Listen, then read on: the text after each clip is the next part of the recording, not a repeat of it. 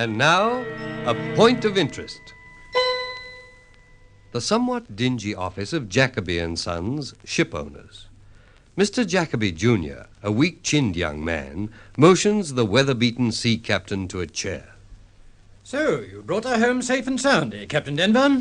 You were lucky to make it, I understand. Struck some pretty foul weather. I've never known anything like it, even in those waters, Mr. Jacoby.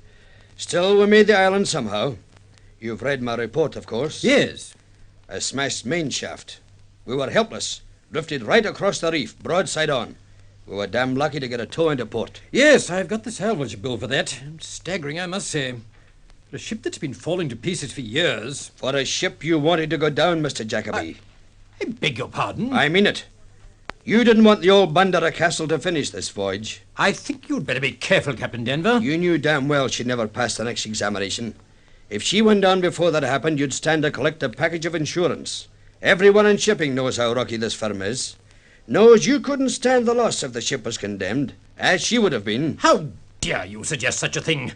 Do you think I sent that typhoon you ran into? The storm warnings were out when you sent us to that area without ballast. Without ballast, Mr. Jacoby.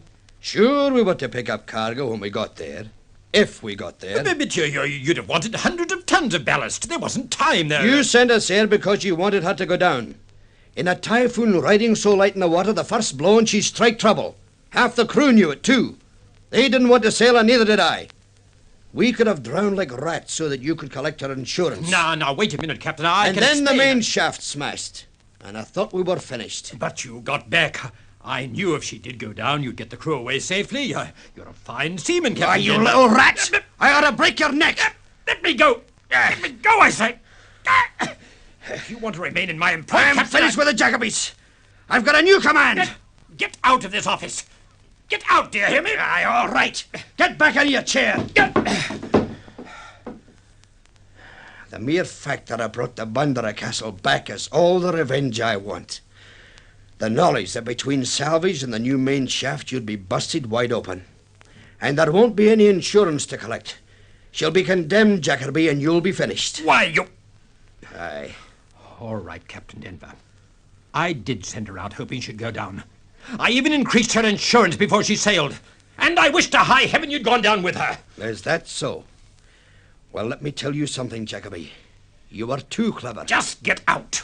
I don't want to hear any more. I'm going, don't worry. Without ballast, we were drawing 17 feet of water, and the reef was 19 feet down, Jacoby. If you'd put ballast in her, we'd have had the bottom ripped right out of the ship. She'd be lying in the ocean bed now, and you'd have had your blasted insurance. Get out, do you hear me?